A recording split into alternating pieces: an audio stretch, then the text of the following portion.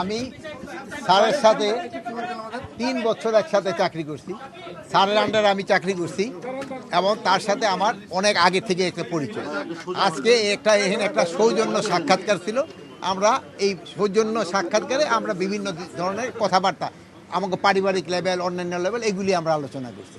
রাষ্ট্রীয় কোনো ব্যাপারে কথা না, রাষ্ট্রীয় লেভেলে রাষ্ট্র আলোচনার মাধ্যমে হয়তো 2-1টা রাষ্ট্রীয় লেভেলে চলে আসে, বাট ওইটা খুব একটা বড় আলোচনা না।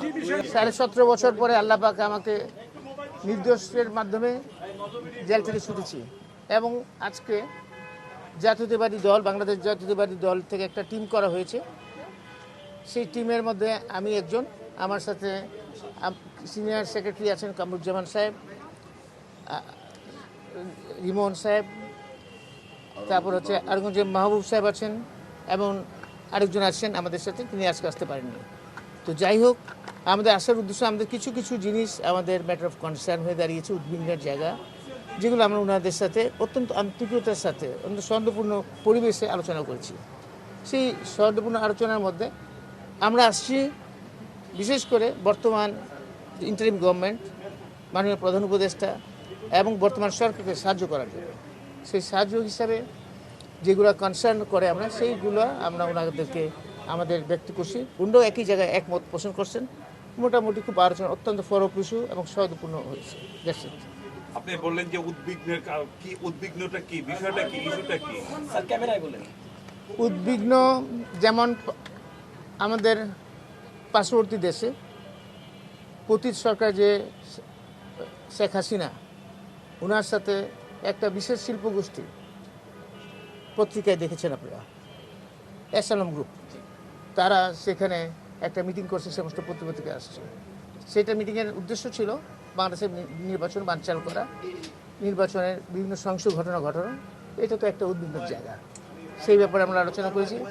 আরও অনেক কিছু আলোচনা করেছি, যেমন বিভিন্ন অবৈধ অস্ত্র এবং লুট হওয়া অস্ত্র, সেটা যে উদ্ধার হয়নি এখনো, সেটা আমাদের উদ্বিগ্ন জায়গা।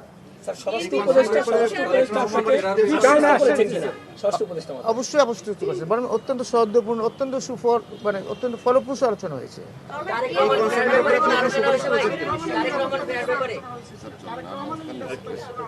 আরেকটা জিনিস আমি বলি,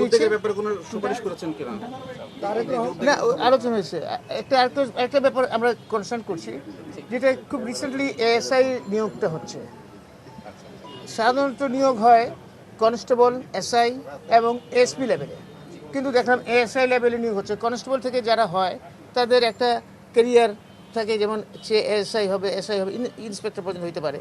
আবার এসআই লেভেলে যারা হচ্ছে তারা এসআই থেকে ইন্সপেক্টর হয়ে ডিআইজি পর্যন্ত হয়েছে, অনেক উদাহরণ আছে। আবার এসপি থেকে তো আইজি পর্যন্ত হতে পারে, কিন্তু এখন এএসআই পর্যন্ত সেটা একটু বিভিন্ন জায়গায়, কারণ কনস্টেবলদের মধ্যে একটা বিভিন্ন রকম একটা অবস্থান দেখছি, সেটাও একটা আমাদের উদ্বিগ্ন। সাবেক স্বরাষ্ট্র মন্ত্রী হিসেবে আপনি কি মনে করেন দেশের আইন শৃঙ্খলা পরিস্থিতি এখন ভালো না খারাপ, আপনি কি মনে করেন?